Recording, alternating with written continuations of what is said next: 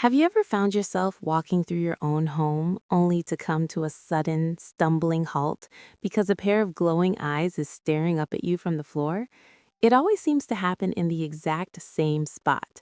Not the cozy bed you bought them, not the high perch on the cat tree, but right there, in the middle of the doorway. It feels almost intentional, doesn't it?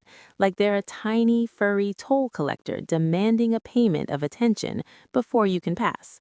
But have you ever stopped to ask yourself if you actually know what makes your cat feel safe in those moments? Or are we just assuming they're being a little bit difficult? We often laugh it off as just cat things, but what if I told you that when your cat chooses that specific threshold, they aren't just sitting, they're actually engaging in a sophisticated, ancient survival strategy that has been hardwired into their DNA for thousands of years? Today, we're going on a journey into the hidden psychology of the threshold. We're going to keel back the layers of why your cat treats your hallway like a tactical command center. And stick around because toward the end, I'm going to share a secret about their whiskers that completely changed how I look at my own cat's annoying habits. It's a little bit heartbreaking when you realize what they're actually trying to feel, and it might just explain why they seem so startled when we accidentally nudge them aside. You see, to understand the doorway, we have to understand what your cat actually is. In the world of biology, cats are something called mesopredators. It's a bit of a heavy word, but it basically means they are both the hunter and the hunted. Because of this, their entire lives are a delicate balance between finding a meal and making sure they don't become one. According to John Bradshaw in his research on feline sociality and survival strategies, this mesopredator paradox means that a cat's brain is constantly scanning for threats, even when they're in the safety of your pajamas and a heated blanket. When your cat sits in a doorway, they are solving a complex geometry problem. They've identified what we call a topological bottleneck. By sitting there, they are minimizing their blind spots. They have a clear view of what's happening in the kitchen and an equally clear view of the living room behind them. In their mind, they aren't just lounging, they are maintaining a high vigilance to rest ratio, making sure that no predator, even if that predator is just the vacuum cleaner, can sneak up on them. Does that change how you see them sitting there? They aren't trying to trip you, they are standing guard. It's a passive patrol station.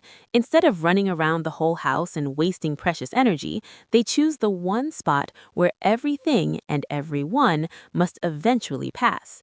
It's a way of maximizing information while doing absolutely nothing. It's brilliant, really.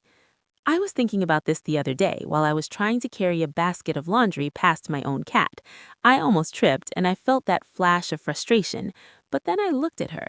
She wasn't looking at me with defiance. She was looking past me. She was listening. If you're finding this look into your cat's secret world helpful, please consider liking this video and subscribing to our channel. It helps us keep sharing these stories, and more importantly, it helps more cat parents understand the silent language their companions are speaking every day. But there's a deeper, more invisible layer to this doorway behavior. It's not just about what they see, it's about what they smell. You might have noticed your cat leaning their face or their tail against the doorframe as they sit there. This isn't just an itch. They are using their sebaceous glands to engage in something called allomarking. Doorways are essentially the billboards of your home. Because of the way air moves through a house, doorways often have minor pressure differentials and drafts.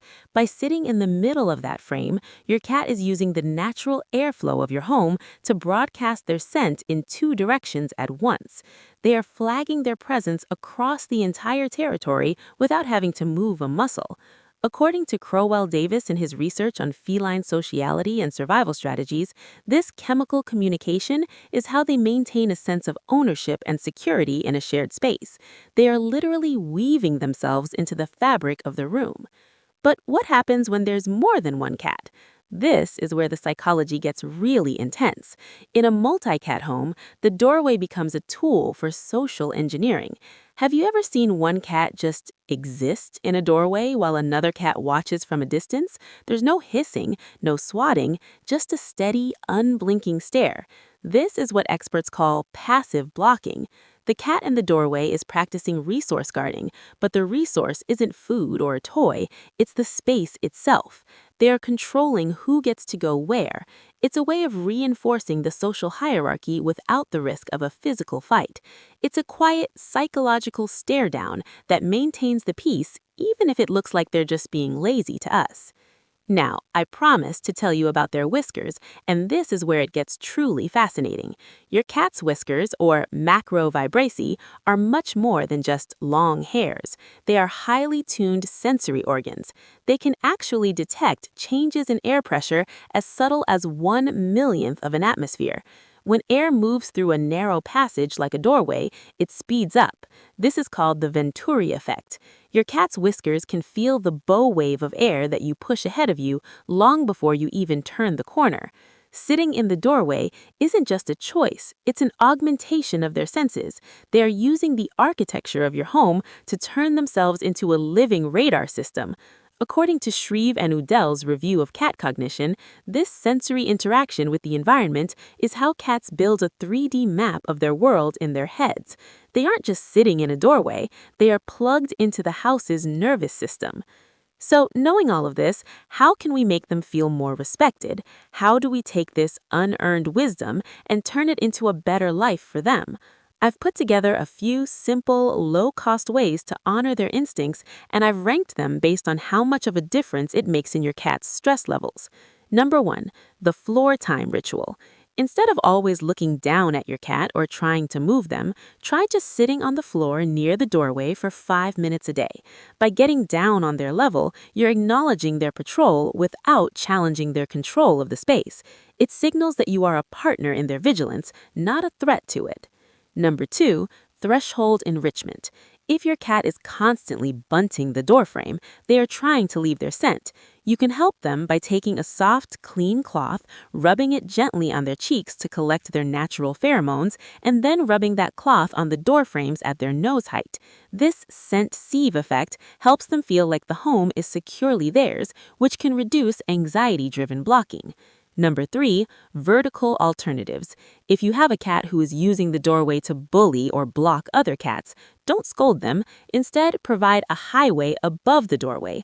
A simple shelf or a tall cat tree nearby allows the dominant cat to feel like they are still monitoring the bottleneck from a position of safety without physically trapping the other pets on one side of the room. Number 4, the scented safe passage. Sometimes a cat sits in the doorway because they're worried about what's on the other side. Using a synthetic pheromone diffuser near these major thresholds can help soften the entrance, making the transition between rooms feel less like a tactical mission and more like a stroll through a safe garden. As we wrap up, I want you to think about the next time you see your cat sitting there, perfectly framed by the door. Instead of seeing an obstacle, I want you to see a guardian. I want you to see a creature who is so deeply attuned to the physics of your home that they can feel your footsteps in the air before you even arrive.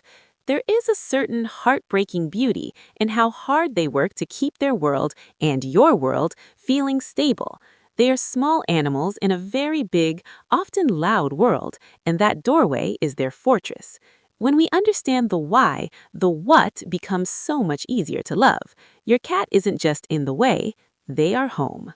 Thank you for spending this time with me and for caring enough to look deeper into the eyes of the little soul sharing your life. If you have a story about your cat's favorite patrol station, I'd love to hear it in the comments below. Until next time, keep listening to what they aren't saying.